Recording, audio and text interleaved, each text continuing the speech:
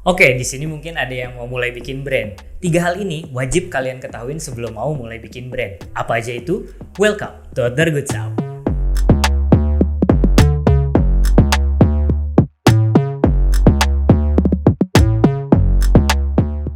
Nah, sebelum lebih dalam mengenai brand kita bahas, gue pengen jelasin dulu sebenarnya brand apa sih gitu. Brand itu apa sih?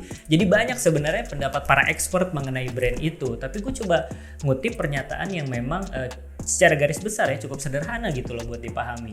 Brand itu adalah persepsi ataupun ikatan emosi yang timbul di benak konsumen melalui proses yang namanya branding. Gue sempat lihat juga video dari Mas Dodi Zulkifli, salah satu praktisi branding. Dia mengutip pengertian brand dari Pak Bi, yang merupakan praktisi branding juga dengan pengalaman 50 tahun gitu loh. Brand menurut Pak Bi adalah nama dan makna. Kerasa sederhana tapi dalam gitu loh, deep maknanya. Contoh ya, gue sebutin di sini nama dan makna. Misalkan gue sebutin merek tas, namanya Naoneta. Tas apa nih Naoneta gitu loh, belum kebayang gitu kan, karena hanya ada nama dan produk yang berupa tas. Itu yang pertama contohnya. Tapi kalau gue sebutin contoh kedua, tas Eiger. Nah, muncul persepsi dan ikatan emosi ketika gue bilang Eiger. Lu langsung bisa bayangin adventure, naik gunung gitu kan, traveling, dan lain-lain gitu loh yang berhubungan dengan petualangan. Nah, itu yang dimaksud dengan nama dan makna gitu loh. Ketika disebutin, muncul persepsi dan ikatan emosional di benak konsumen gitu. Tentunya itu nggak sebentar gitu ya, butuh proses yang cukup lama, dan proses itu dinamakan branding. Nah, 3 hal penting sebelum mulai membuat brand ini sebenarnya gue dapetin dari pengalaman pribadi ya, pada saat gue membangun brand Amosi dan Road Miles. Tentu juga dari buku, workshop, ataupun video yang memang gue coba cerna gitu di situ. Nah, apa aja sih sebenarnya 3 hal itu? Nah, yang pertama nih, pilih niche market kalian. Nah, niche itu apa sih sebenarnya? Jadi niche adalah bagian dari sebuah industri tapi lebih targeted, spesifik, dan fokus gitu loh. Nah, niche ini contohnya banyak sebenarnya. Kayak misalkan gue bilang outdoor, muslim, kuliner, otomotif. Nah, itu yang dimaksud dengan niche di situ.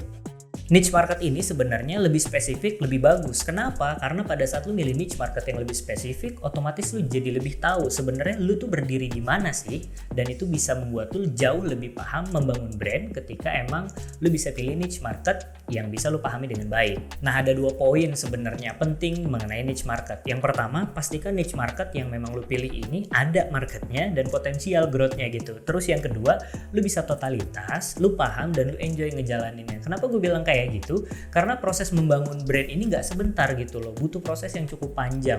Makanya ketika lu mau menyasar satu niche market, pastikan itu potensial.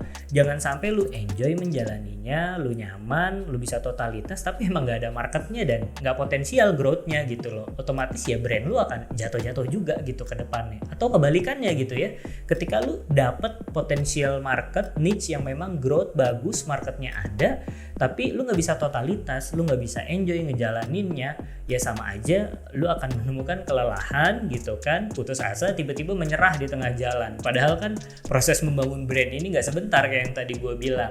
Itulah pentingnya di niche market, lu perhatikan 2 poin ini. Pastikan niche marketnya potensial dan ada pasarnya, dan yang kedua, lu paham, lu totalitas, dan lu bisa enjoy menjalani membangun brand ini. Nah, pentingnya niche market yang lebih spesifik, tertarget, dan fokus itu membuat lu menjadi pembeda gitu loh. Otomatis lu bisa mendapatkan identitas atau karakter. Kenapa? Karena era digital nih berisik gitu loh, noise-nya banyak banget, bising. Kalau misalkan lu gak punya identitas atau karakter, untuk mendapatkan atensi sedikit saja, entah itu online ataupun offline, itu akan sangat sulit gitu loh. Karena era keterbukaan informasi kayak sekarang, itu penting banget buat kalian punya identitas ataupun karakter. Salah satunya melalui niche market yang memang kalian pilih.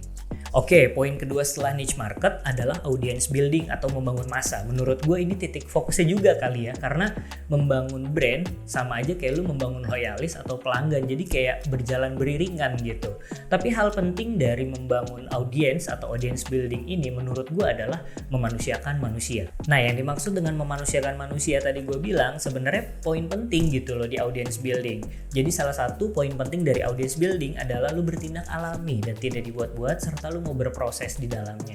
Kenapa alami dan tidak dibuat-buat? Karena gue ngerasa juga ya di era digital ini kayak makin berisik gitu loh, dan lu ngelihat orang-orang tuh kayak jadi deretan algoritma atau data aja gitu, termasuk gue pribadi gitu. Gue cuma ngeliat like, comment, share, kadang suka lupa bahwa ada manusia beneran di sana. Makanya pentingnya untuk membangun audience building dengan alami dan tidak dibuat-buat tuh itu. Lu bisa memanusiakan manusia dan interaksi lu dengan audiens lu akan terbangun dengan lebih baik. Nah, kalau di online sendiri, gue suka mengutip salah satu contoh ya, itu di Zappos. Zappos tuh salah satu marketplace sepatu terbesar gitu loh di Amerika Serikat. Kalian bisa search deh di internet, banyak banget moral of story gitu ya dari Zappos tentang melayani pelanggan, customer service, dan membangun audiens gitu. Jadi yang menarik gitu di Zappos sebenarnya adalah salah satu bagian dari webnya gitu. Ada 10 things to know about Zappos customer service gitu loh. Di situ mereka nulis bahwa di Zappos itu mereka melayani customer secara maniak dan terobsesi gitu. Apa aja sebenarnya yang mereka bahas? Salah satu contohnya nih, unlimited call time. Jadi ketika lu nelfon untuk bertanya dan konsultasi itu unlimited. Bahkan sampai pecah rekor loh, 10 jam 51 menit itu ada di webnya. Yang kedua nih, pada saat teleponan itu nggak ada phone tree gitu loh. Tekan 5, tekan 2 terhubung ke sini. Terus nggak pakai script pada saat dilayaninya gitu. Dan yang menarik yang ketiga, walaupun ada 10 bagian ya, yang menarik yang ketiga tuh no upselling mereka bilang. Jadi mereka nekenin bahwa mereka lebih milih untuk mendengarkan pelanggan dan mengetahui kebutuhannya sebaik mungkin ketimbang terus-terusan nawarin produk. Jadi dari situ gue banyak belajar sebenarnya bahwa proses yang paling penting dari memanusiakan manusia ya, yang tadi gue bilang itu sederhana gitu loh. Kayak misalkan lu mengucapkan terima kasih kepada konsumen lu, follow up walaupun tanpa disuruh, minta maaf kalau ada salah, handle komplain dengan baik. Goal besarnya sebenarnya sederhana audience building itu. Gimana caranya lu bisa membangun ikatan emosional gitu loh dengan konsumen, pelanggan lu, karena di situ pentingnya audience building dengan cara memanusiakan manusia. Nah, kalau udah sampai ke tahap itu, goal akhirnya kan enak gitu loh. Lu punya loyalis pelanggan, karena pasti lu pernah ngedenger ya, banyak banget brand yang ketika rilis sold out, terjual puluhan ribu piece tiap bulan. Sebagai catatan, pasti sebagian besar di sana bukanlah pelanggan baru gitu loh. Mereka adalah pelanggan-pelanggan loyal yang memang sudah terbangun ikatan emosionalnya dengan si brand tersebut. Nah, itu pentingnya audience building dengan membangun ikatan emosional. Jadi, lu memanusiakan manusia dan timbal baliknya adalah mereka bisa loyal terhadap brand lu.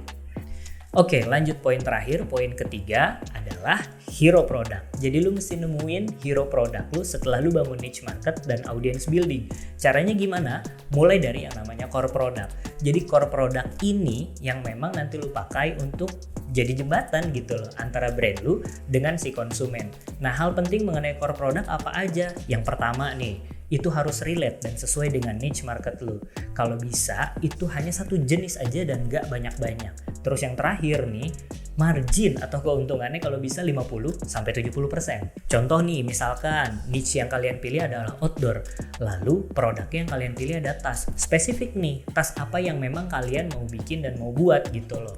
Setelah udah ketemu, konsisten di situ. Jadi jangan sampai nih bulan ini lu merilis tas, lalu bulan depan celana, bulan depan kaos. Otomatis customer belum dapat persepsi mengenai brand lu, udah bias duluan gitu loh. Karena goal akhirnya sesederhana nih ya, misalkan customer nanya, lu tahu nggak sih brand A? Oh, brand A yang brandnya tas itu ya. Kayak misalkan gue bilang, lu tahu Coca-Cola? Oh, minuman bersoda ya. Lu tahu Nike nggak? Oh, Nike sepatu ya. Nah, sesederhana itu sebenarnya core product. Contohnya misalkan pada saat gue ngejalanin Amosi ya di 2016 itu gue bikin produk gelang, core produknya gelang dan fokus selama mungkin kurang lebih hampir 2 tahun.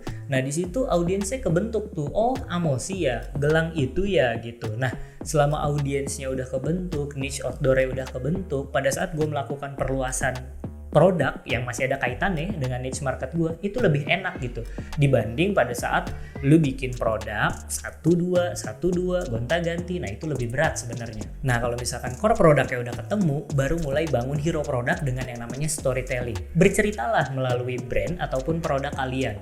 Contoh sederhananya ya, kalau misalkan di Amosi, gue lebih prefer untuk maksimalin soft selling gitu loh. Ketika gue posting di sana, gue maksimalin posting tentang traveling, tentang kegiatan jualan outdoor, biar segmen market gue, niche market gue terbangun ikatan emosionalnya dengan konten-konten yang berbau-bau cerita gitu loh. Ataupun pada saat kalian memilih untuk memposting produk atau campaign tentang produk, ya nggak ngomongin spesifikasi atau harga, melainkan lebih ke value si produk gitu kan, proses pembuatannya, gimana rasanya ketika produk itu dipakai, apa yang dirasakan konsumen, serunya, asiknya, ceritakan. Dan itu yang namanya storytelling.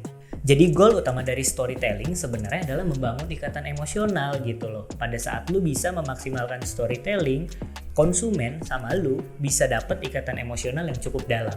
Oke, itu 3 hal yang wajib kalian ketahui sebelum membangun brand. Jadi yang pertama, pilih niche market kalian. Pastikan ya potensial dan kalian bisa totalitas di dalamnya. Terus yang kedua, audience building. Pastikan juga itu berlangsung alami, tidak dibuat-buat, dan lu mau berproses di dalamnya. Dan yang terakhir, hero product. Jangan lupa, satu core product konsisten aja di situ dan sampaikan dengan yang namanya storytelling. Bisa jadi nih dalam prosesnya mungkin lo menemukan kendala seperti yang gue alamin. Contoh ya, lo sudah menemukan hero product yang cukup oke dan niche market lo juga sudah rapih gitu loh. Tapi kok kenapa growth-nya nggak bagus-bagus juga? Mungkin di audience building-nya kali yang ada masalah. Atau sebaliknya ya, lo ngerasa audience building-nya udah oke, niche market-nya udah bagus, tapi nggak growth juga, nggak bagus-bagus juga perkembangan brand lo. Mungkin produknya yang mesti dicek. Jadi emang gue cukup paham gitu loh, banyak teori mengenai brand dan branding yang ada di luar sana. Tapi pengalaman pribadi gue biasanya akan berkutat di 3 hal ini sebelum kalian mulai membangun brand.